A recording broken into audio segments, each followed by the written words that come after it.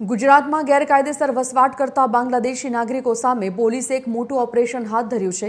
અમદાવાદ, સુરત, રાજકોટ અને ભરૂચ જેવા મુખ્ય શહેરોમાં એક સાથે કાર્યવાહી કરવામાં આવી છે। અમદાવાદમાં મોડી રાત્રે ક્રાઇમ બ્રાન્ચે સપાટો બોલાવીને 291 જેટલા શંકાસ્પદ વ્યક્તિઓની અટકાયત કરી હતી। વ્યાપક તપાસ અને દસ્તાવેજોની ચકાસણી બાદ આ પકડાયેલા લોકોમાંથી 131 લોકો મૂળ બાંગ્લાદેશી હોવાની સત્તાવાર પુષ્ટિ થઈ ચૂકી છે, જ્યારે બાકીના અન્ય 160 લોકોની ઘૂસણખોરી અંગે પોલીસ દ્વારા હાલ સઘન પૂછપરછ ચલાવવામાં આવી રહી છે। ગુજરાતના 4 મોટા શહેરોમાં ઘૂસણખોરો સામે પોલીસ હવે ઓપરેશન ચલાવી રહી છે। ગેરકાયદેસર વસતા બાંગ્લાદેશીઓ સામે પોલીસનું આ મેગા ઓપરેશન, જેમાં ખાસ કરી અમદાવાદ, સુરત, રાજકોટ અને ભરૂચમાં કડકમાં કડક કાર્યવાહી કરવામાં આવી રહી છે। અમદાવાદમાં ક્રાઇમ બ્રાન્ચે 291 શકમંદોની પૂછપરછ શરૂ કરી છે। 131 લોકો બાંગ્લાદેશી હોવાની પુષ્ટિ થઈ છે। ગેરકાયદેસર રહેતા અન્ય 160 લોકોની પોલીસે પણ પૂછપરછ શરૂ કરી છે। ભારે ફફડાટ મેગા ઓપરેશનથી મચી ગયો છે। ગુજરાતના મુખ્ય 4 મોટા શહેરો જ્યાં ઘૂસણખોરો સામે પોલીસ હવે એક્શનમાં આવી છે। ગેરકાયદેસર રહેતા બાંગ્લાદેશીઓ સામે પોલીસે આ મેગા ઓપરેશન હાથ ધર્યું। અમદાવાદ, સુરત, રાજકોટ અને ભરૂચમાં કડકમાં કડક કાર્યવાહી અને પૂછપરછ કરવામાં આવી રહી છે। અટકાયત કરવામાં આવી છે શંકાસ્પદ લોકોની 291 જેટલા લોકોની। પકડાયેલા શકમંદોમાંથી 160 લોકોની પોલીસે પૂછપરછ હાથ ધરી છે।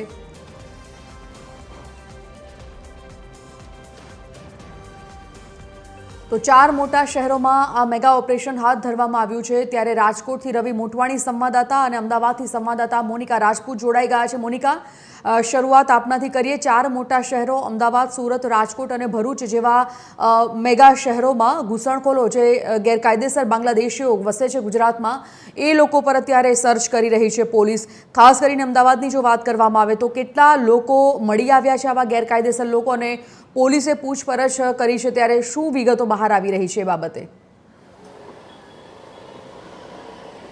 બિલકુલથી સંજીવની, જે વાત કરવામાં આવે તો ડેલ્ટા ઓપરેશનની અંતર્ગત જે છે ક્રાઇમ બ્રાન્ચને જે બાતમી મળી હતી અને એ બાતમીના આધારે કુલ 300 જેટલા જે બાંગ્લાદેશી જો લોકો છે જે અમદાવાદમાં અલગ અલગ જેમ વિસ્તારો જે છે વટવા હોય, નારોલ હોય, સુખરામનગર જેવા, ખોડિયાલનગર, નિકોલ જેવા વિસ્તારોમાં જે તેઓ લોકો જે છે વસવાટ કરતા હતા અને તેવી જે બાતમી જે છે ક્રાઇમ બ્રાન્ચને મળી હતી અને છેલ્લા કેટલાક દિવસોથી ક્રાઇમ બ્રાન્ચ દ્વારા જે સર્ચ ઓપરેશન કરવામાં આવી રહ્યું હતું અને ગત મોડી રાતે આ તમામ જગ્યા ઉપરથી જે 300થી વધુ જેટલા જે બાંગ્લાદેશીઓ જે છે તેઓ લોકોની જે અટકાયત કરવામાં આવી છે।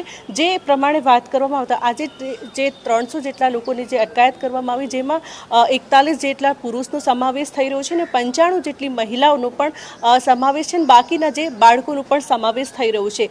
જે હાલ 166 લોકોની જે પૂછપરછ કરવામાં આવી છે, જે પૂછપરછ દરમિયાન તેઓ બાંગ્લાદેશી હોવાનું પણ જે માલુમ પડ્યું છે અને એની સાથે બાકીની પણ જે પૂછપરછ બાકી જે વધ્યા જે લોકો જે છે તેઓ લોકોની પણ પૂછપરછ કરવામાં આવી રહ્યું છે।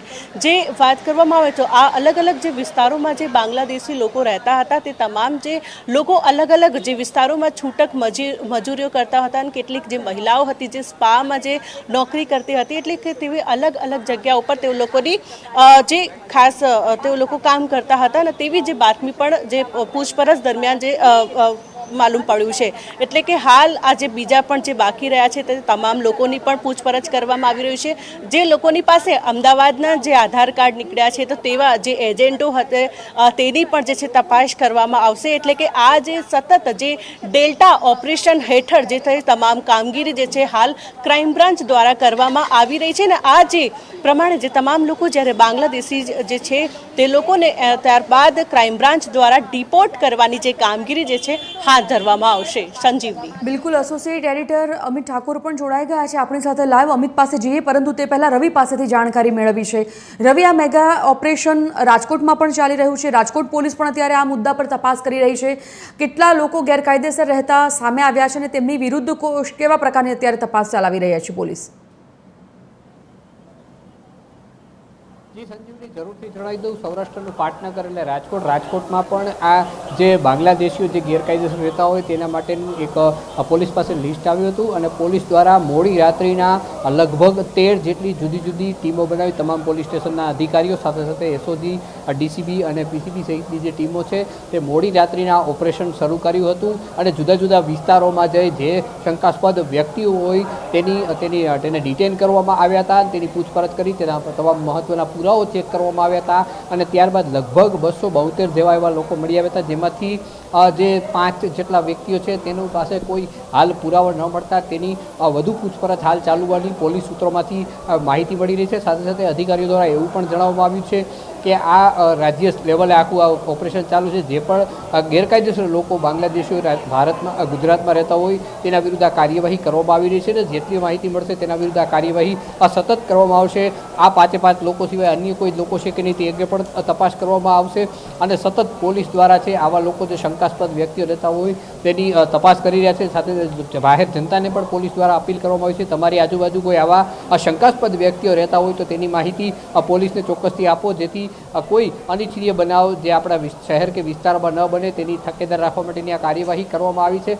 સાથે સાથે વાત કરી સંજીવની, જે રીતના રાજકોટમાં આ ઓપરેશન ચાલ્યું હતું, ઔદ્યોગિક નગરી મોરબીમાં પણ ગઈકાલ રાતના આ જ રીતનું ઓપરેશન પાર પાડવામાં આવ્યું હતું. તેમાં પણ જુદી જુદી પોલીસનો ટીમો બનાવી અને ત્યાં આ કાર્યવાહી હાથ ધરવામાં આવી હતી.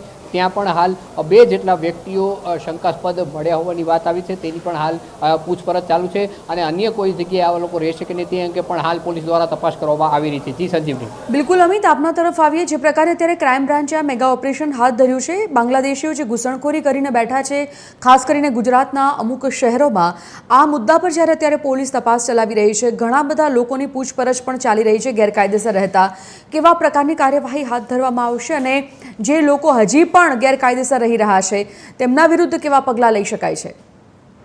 જે રીતે ગઈકાલે રાતથી રાજ્યવ્યાપી જે એક ઓપરેશન શરૂ થયું છે, ઓપરેશન ડેલ્ટા રાજ્ય સરકારના ગૃહ વિભાગ દ્વારા શરૂ કરવામાં આવ્યું છે. રાજ્યના તમામ મોટા શહેરોમાં જે ગેરકાયદે બાંગ્લાદેશીઓ રહે છે, જેઓ ઘૂસણખોરી કરીને વર્ષોથી ગુજરાત સહિત સમગ્ર દેશમાં વસ્યા છે, તેમના વિરુદ્ધ હવે એક ઝુંબેશના રૂપમાં ઓપરેશન શરૂ કરી દેવામાં આવ્યું છે. વડોદરામાં પણ મુખ્યત્વે જે મુસ્લિમ વિસ્તારો છે, તાંદલજા છે, યાકુતપુરા છે, તરસાલી છે, ઉપરાંત નવાયાર્ડ વિસ્તાર એવો છે, ઉપરાંત વડોદરા જિલ્લામાં પણ ઘણા બધા તાલુકાઓમાં એવા લોકો વસે છે બાંગ્લાદેશીઓ, જે વસાહતોમાં રહે છે, વર્ષોથી તેઓ અહીંયા આગળ આવીને વસ્યા છે. હવે તમામ વિરુદ્ધ રાજ્ય સરકારે ઓપરેશન શરૂ કરી દીધું છે. વડોદરા પોલીસ દ્વારા પણ ગઈકાલે આખી રાત સર્ચ ઓપરેશન કરવામાં આવ્યું. વડોદરા પોલીસની ક્રાઇમ બ્રાન્ચની ટીમ હોય, એસઓજીની ટીમ હોય, ડીસીબી, પીસીબી, આ તમામ એજન્સીઓ બ્રાન્ચીસ જોડાયેલી હતી અને 300 થી વધુ બાંગ્લાદેશીઓ જે શંકાસ્પદ લાગ્યા છે પોલીસને, તેમની અટકાયત કરવામાં આવી છે અને વડોદરાનું જે પ્રતાપનગર ખાતેનું પોલીસ હેડક્વાર્ટર છે એ તમામ ને આ પોલીસ હેડક્વાર્ટરમાં રાખવામાં આવ્યા છે. તમામના દસ્તાવેજો ચેક કરવામાં આવી રહ્યા છે. જો બાંગ્લાદેશી દસ્તાવેજ તેમના નીકળશે, પુરવાર થશે કે તેઓ મૂળ બાંગ્લાદેશી છે અને ગુજરાતમાં વડોદરામાં આવીને ઘૂસણખોરી કરીને ગેરકાયદે રીતે આટલા વર્ષથી આટલા સમયથી વસી રહ્યા છે, તો તેઓને સામૂહિક રીતે ડિપોર્ટ કરવાની કાર્યવાહી પણ કરવામાં આવશે. વડોદરા પોલીસ પણ એટલી જ એલર્ટ છે. રાજ્યના અન્ય પોલીસ જિલ્લાની પોલીસને, શહેરની પોલીસની જેમ વડોદરા પોલીસ દ્વારા પણ આખી રાત ઓપરેશન કરવામાં આવ્યું છે. 300 થી વધુ લોકો છે જે શંકાસ્પદ હોઈ શકે છે, તેમના વિરુદ્ધ આશંકા છે કે તેઓ બાંગ્લાદેશી હોઈ શકે છે, એ તમામની અટકાયત કરવામાં આવી છે. પોલીસ હેડક્વાર્ટર ખાતે રાખવામાં આવ્યા છે. તમામના દસ્તાવેજ ચેક કરવામાં આવી રહ્યા છે. તમામ પુરાવા, આધાર કાર્ડ સહિતના પુરાવા પોલીસ તપાસી રહી છે, ચકાસી રહી છે અને તે બાદ એ પુરવાર થશે કે આ ખરેખર લોકો બાંગ્લાદેશી છે તો તમામને સામૂહિક રીતે ડિપોર્ટ કરવામાં આવશે. એટલે વડોદરા પોલીસ પણ એલર્ટ છે. વડોદરા પોલીસ દ્વારા પણ તમામ જેવા શંકાસ્પદ લાગતા બાંગ્લાદેશીઓ છે તેમના વિરુદ્ધ કાર્યવાહી શરૂ કરી દેવામાં આવી છે. ગઈકાલે રાત્રે સર્ચ ઓપરેશન શરૂ કરવામાં આવ્યું છે. અત્યારે જેટલા પણ લોકોની અટકાયત કરવામાં આવી છે તેમના પુરાવા ચેક કરવામાં આવી રહ્યા છે અને વધુ કેટલાક વિસ્તારોમાં જો આ પ્રકારના લોકો જે બાંગ્લાદેશીઓ ઘૂસણખોરી કરીને રહે છે તો તેમના વિરુદ્ધ પણ ઓપરેશન ડેલ્ટા હેઠળ વડોદરા પોલીસ કાર્યવાહી હાથ ધરશે તે ઉચ્ચ અધિકારીઓ દ્વારા કહેવામાં આવ્યું છે.